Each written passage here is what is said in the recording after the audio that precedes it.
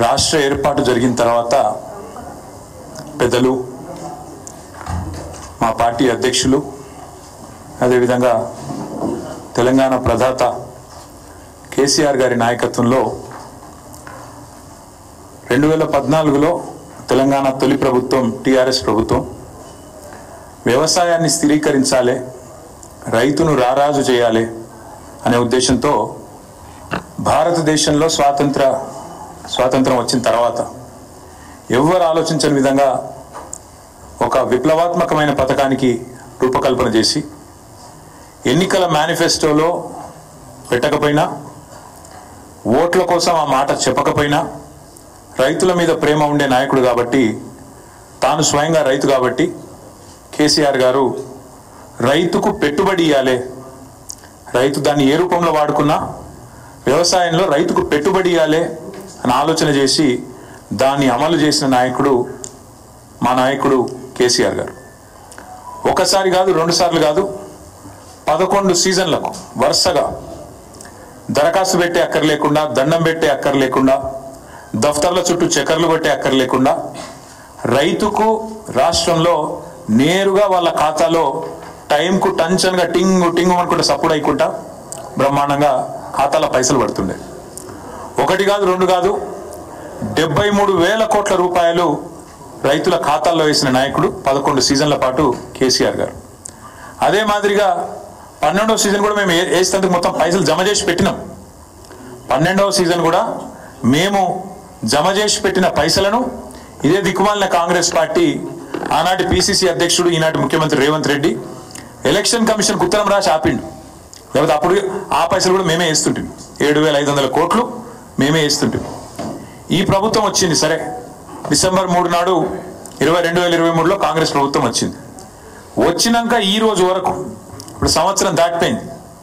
సంవత్సరం దాటిపోయిన తర్వాత కూడా రూపాయి కూడా రైతు బంధు రూపంలో ఈ ప్రభుత్వం వేయలేదు. రూపాయి కూడా, అర పైసా కూడా రైతు బంధు కాంగ్రెస్ ప్రభుత్వం రైతులకు ఇయ్యలేదు. మేము ఆనాడు దాచిపెట్టిన పైసలు 7,500 కోట్లు ఏవైతుండేనో, ఏదైతే వీళ్ళు అడ్డుకున్నారో ఎలక్షన్ కమిషన్కు ఉత్తరం రాసి, దాన్ని మళ్ళీ తర్వాత మేమిచ్చిన పైసలనే, మేము పెట్టిన పైసలనే వీళ్ళు ఇచ్చిండ్రు తప్ప వీళ్ళు వచ్చినాక మాత్రం 1 రూపాయి కూడా రైతు బంధు రూపంలో ఇచ్చిన పరిస్థితి లేదు. ఇవ్వకపోగా మీకు యాదకుండాలి వీళ్ళ మాటలు, వీళ్ళ డైలాగులు. ఇగో ఇది వీళ్ళు వరంగల్ డిక్లరేషన్ అని చెప్పి బిల్డప్. ఎన్నికలకు ముందు వరంగల్లో రైతు డిక్లరేషన్ అని చెప్పి రాహుల్ గాంధీ గారిని తెచ్చి ఒక పెద్ద బహిరంగ సభ పెట్టి రాష్ట్రంలోని రైతులను రాజులు చేస్తాం, కేసీఆర్ గారు మీకు అన్యాయం చేసిండు, మేము మిమ్మల్ని ఉద్ధరిస్తామని చెప్పి ఎంత బిల్డప్ ఇచ్చిండ్రంటే, రైతు భరోసా కింద 15,000 ప్రతి ఎకరానికి ఇస్తాం, కౌలు రైతులకు కూడా 22 లక్షల మంది కౌలు రైతులకు కూడా ల్యాండ్ ఓనర్స్ తో పాటు కౌలు రైతులకు ఇస్తాం. ఇది వాళ్ళ డిక్లరేషన్.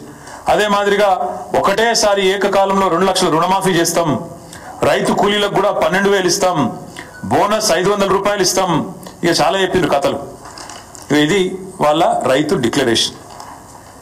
ఇది మళ్ళీ వాళ్ళ మేనిఫెస్టోలో వాళ్ళు ఇచ్చిన హామీలు, వ్యవసాయ రంగానికి వాళ్ళు ఇచ్చిన హామీలు చదివితే చాటుతాడంత లిస్ట్ ఉంది. ఎట్లా ఉంది పరిస్థితి అంటే, ఎన్నికలకు ముందేమో కాంగ్రెస్ ఇస్తుంది రైతు డిక్లరేషన్, కాంగ్రెస్ ఎన్నికలకు ముందు రైతు డిక్లరేషన్ పేరిట బిల్డప్. కానీ ఎన్నికలు అయిపోయినాక ఇప్పుడేంది, రైతుల ఊళ్ళలో ప్రమాణ పత్రమే అన్నట, గవర్నమెంట్కు రైతు ప్రమాణ పత్రమే అన్నట్టు. ఇప్పుడు ఇంతకంటే విచిత్రమైన ముచ్చట మేమైతే అన్నట్టు వినలేదు. మాకు ఇంకా ఆశ్చర్యం ఎక్కడ అనిపిస్తుందంటే, ఇదే ప్రభుత్వం కాంగ్రెస్ ప్రభుత్వం రాగానే వచ్చిన మొదటి 10-15 రోజులలోనే ఈ డ్రామా షురూ చేసిండ్రు. ఏమని పెట్టి రానాడు, ప్రజాపాలన దరఖాస్తులు పెట్టుకోండి అంటే పాపం 1,06,00,000 మంది దరఖాస్తులు పెట్టుకున్నారు. ఈ దరఖాస్తులలో మీరు చూడొచ్చు, స్పష్టంగా రాసింది ఇక్కడ రెడ్ మార్క్తోని ఇక్కడ మార్క్ చేసి ఉంది.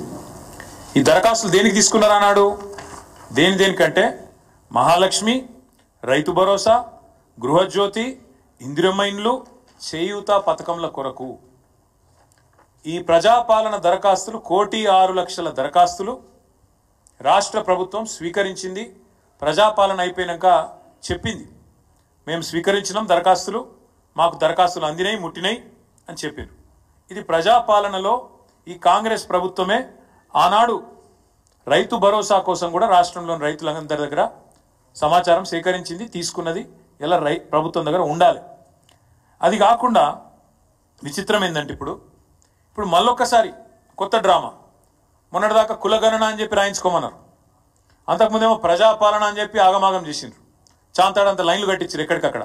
ఇప్పుడు మళ్ళా కొత్తగా రైతులు ఊళ్ళల్లో ప్రమాణ పత్రం ఇవ్వాలి, ఇస్తేనే మేము మీకు పైసలు ఇస్తాం. మేము అందుకే అంటున్నాం, ఆనాడు కేసీఆర్ గారేమో రైతును శాసించే స్థాయికి తీసుకొచ్చిండు. రైతు శాసించాలే, ప్రభుత్వ అధికారులను కానీ వ్యవసాయ శాఖను కానీ రెవెన్యూ శాఖను కానీ రైతు శాసించేటట్టు ఉండాలని కేసీఆర్ గారు కలలు కన్నారు. వీళ్ళేమో రైతు యాచించాలే, రైతు అడుక్కోవాలి, రైతును బిచ్చగాని చేయాలి, రైతు అధికారుల ముందు సాగిలపడాలి అన్నట్టుగా వీళ్ళ వ్యవహారం ఉన్నది. ఎంత దారుణం అంటే ఎలక్షన్లకు ముందు ఈ సన్నాసులు, కాంగ్రెస్ సన్నాసులు వీళ్ళే కదా అఫిడవిట్లు తీసుకుపోయి దేవుళ్ళ కాడ పెట్టింది. ఆ రోజు వీళ్ళే కదా డిక్లరేషన్లు అని చెప్పి దేవుళ్ళ మీద ఒట్లేసుకొని దేవుళ్ళ కాడ పెట్టి పూజలు చేసి మేము రాగానే మొత్తం చేస్తామని చెప్పింది వీళ్ళే కదా. ఇవాళ ఆ డిక్లరేషన్లు ఏమో మాయమైనాయి. ఇవాళ రైతు ప్రమాణ పత్రం రాసి ఇవ్వాలనే ఒక దిక్కుమాలిన విధానాన్ని వీళ్ళు తీసుకొని వస్తూ ఉన్నారు. అందుకే ఈ రాష్ట్ర ప్రభుత్వం రేపు ఈ రైతు భరోసా మీద ఇంతవరకు ఒక్క పైసా కూడా వేయలేదు. మళ్ళీ చెప్తున్నా నేను, కాంగ్రెస్ ప్రభుత్వం వచ్చినాక రైతు భరోసా ఒక్క రూపాయి కూడా మీరు ఇయ్యలేదు. ఆనాడు 7,600 కోట్లు వానాకాలం మీరు ఎగ్గొట్టిండ్రు, మీకు తెలుసు, రైతులకు తెలుసు, మీకు తెలుసు, మాకు తెలుసు.